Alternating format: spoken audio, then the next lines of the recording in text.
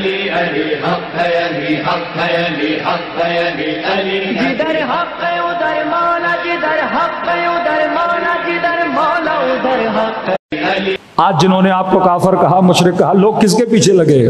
اس مفتی اور مولوی کے پیچھے لگے نا، کہ کراچی میں جب جلوس نکلا تھا کافر کافر شیعہ کافر، میڈیا میں جو نوجوان کام کرتے ہیں میں نے کہا کیمرہ لو مائک لو اور اس جلوس میں جو نوجوان لڑکے چل رہے ہیں اور یہ نعرے مار رہے ہیں کہ شیعہ کافر ہے، میں نے کہا ایک ایک کو پکڑو اور انٹرویو لو اور یہ صرف سوال کرو کہ بھائی کس بنیاد پہ شیعوں کو کافر کہہ رہے ہو؟ اور جب ان میں سے کسی جوان نے انٹرویو لیا تو جواب یہ آ رہا تھا کہ ہمارے مولوی صاحب نے بولا ہے۔ عوام کا ذہن اور ایک کاغذ کی طرح ہے، جو ان کو سمجھایا جائے گا جو ان کو بتایا جائے گا، وہ مولوی کو موثق مانتے ہیں۔ لیکن آج میں پڑھے لکھے ان جوانوں کو کہہ رہا ہوں جو آئی ٹی میں اندر کام کر رہے ہیں، یہ چیٹ جی پی ٹی کا زمانہ ہے، یہ آرٹیفیشل انٹیلیجنس کا زمانہ ہے۔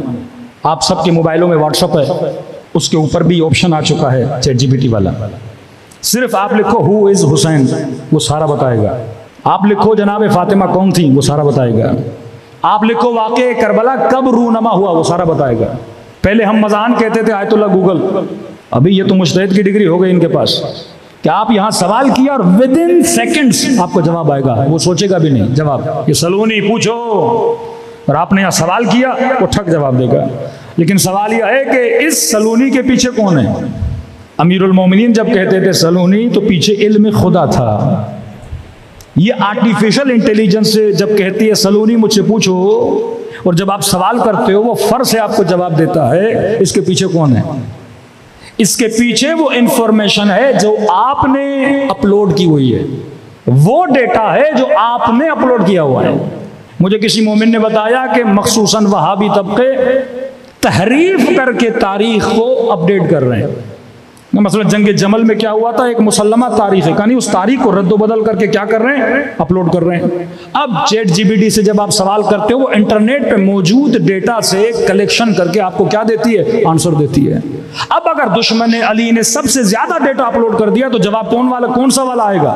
دشمن علی والا آئے گا۔ انگلش میں کوشچن کرو گے تو جتنا انگلش ڈیٹا ہے وہاں سے آنسر آئے گا، اردو میں کوشچن کرو گے جتنا اردو ڈیٹا ہے وہاں سے آنسر آئے گا، عربک میں کوشچن کرو گے جتنا عربی ڈیٹا ہے وہاں سے آئے گا۔ تو ہمارے جو کم از کم سرمایہ دار ہیں اپنی آخرت کو بنائیں، ایک بجٹ بنائیں، اردو کی جتنی کتابیں ہیں ان کو ٹیکسٹ میں بدلیں اور جتنا ٹیکسٹ ہے اس کو انٹرنیٹ پہ کیا کر دیں؟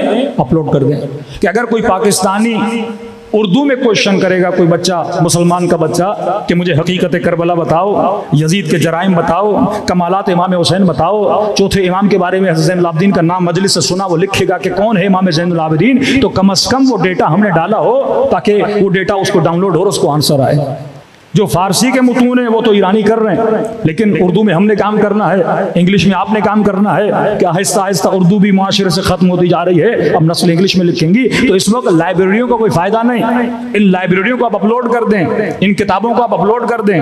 پہلے لوگ گھنٹے گھنٹے کی مجالس سنتے تھے، اب لوگ 5-5 منٹ کے کلپ سنتے ہیں، یہی کلپ ان کے اوپر اثر انداز ہوتے ہیں۔ اس وقت 20 سال کے بعد جو زمانہ آئے گا، میں گارنٹی کہ آپ کے ساتھ کہہ رہا ہوں کہ لوگ مفتیوں سے آزاد ہو جائیں گے، لوگ مولویوں سے آزاد ہو جائیں گے۔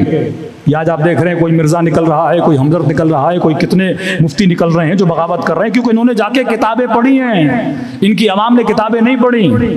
آج جب ایک پڑھا لکھا نوجوان یہ پڑھتا ہے کہ رسول خدا یہ کہہ رہے ہیں کہ اگر فاسق بھی ہو، فاجر بھی ہو، زانی بھی ہو، اس کے اندر شیطان بھی چلا جائے، وہ تمہیں اپنے دین سے بھی ہٹا دے لیکن تمہیں بولنے کی بھی اجازت نہیں، تو یہ سوال کرتا ہے کیسے ممکن ہے؟ وہ رسول جو عدالت کا درس دیں، جو تقویٰ کا درس دیں، وہ امت کو پورے فسق میں جب یہ کہیں الناس علی دین ملوکہم، لوگ اپنے حکمرانوں کے دین پر ہوتے ہیں اور حکمران فاسق ہو گیا تو امت کیا ہو جائے گی؟ فاسق ہو جائے گی۔ حکمران اگر شرابی ہو گیا تو امت کے اندر شراب کبھی نہیں رہے گی، فعل حسن بن جائے گی۔ اب یہاں پہ ٹیکنیک آف امام حسین دیکھیے کہ رسول نے فرمایا حسین منی وانا من الحسین، حسین کس سے ہے؟ مجھ سے ہے، میں کس سے ہوں؟ حسین سے ہوں۔ اس کو دنیا نہ سمجھ پائی، ایک طرف روایتوں کی بھرمار کہ حاکم فاسق ہو، فاجر ہو، حبشی غلام ہو، تمہیں حق نہیں اس کے خلاف قیام کرو۔ اب ان ساری جھوٹی حدیثوں پر اگر کوئی تماچا لگا سکتا ہے وہ خون حسین ابن علی ہے، کہ کیسے ممکن ہے کہ حسین اپنے نانا کی حدیث پہ عمل نہ کریں، مدینے میں بیٹھے صحابی کو پتا ہے کہ نبی نے کہا، حسین کو نہیں پتا۔ آج کراچی میں بیٹھے ایک مفتی کو پتا ہے کہ حاکم حبشی غلام بھی اس کے خلاف قیام نہیں کر سکتے۔ کیا فرزند رسول کو نہیں پتا؟ کیا حسن ابن علی کو نہیں پتا؟ تبھی کا حسین منی و انا من الحسین، حسین مجھ سے ہے، میں کس سے ہوں؟ حسین سے ہوں۔ کہ یہ ساری روایتیں امام حسین کو نہیں تھی پتا؟ کہا جو قیام کرے وہ دین سے خارج، جو قیام کرے وہ اللہ کی دربار میں ذلیل ہو جائے گا، جو قیام کرے اسے دنیا میں رسوائی، آخرت میں رسوائی ملے گی، جو قیام کرے اس کا قتل جائز ہے۔ اسی بنیاد پر واقع حرہ پیش آیا۔ پھر جب جناب حجاج ابن یوسف کو مدینہ بھیجا، عبداللہ ابن زبیر کو قتل کر دیا گیا۔ انہی روایتوں کی بنیاد پہ گلے کاٹے گئے، انہی روایتوں کی بنیاد پہ پوری امت کو کیا کیا گیا؟ خاموش کیا گیا کہ آپ کا نہ جائے کہ حاکم کیا کر رہا ہے، جو کرے کرتا رہے۔ علی علی حق ہے، علی حق ہے، علی حق ہے، علی علی جدھر حق ہے ادھر مولا، جدھر حق ہے ادھر مولا، جدھر مولا ادھر حق ہے۔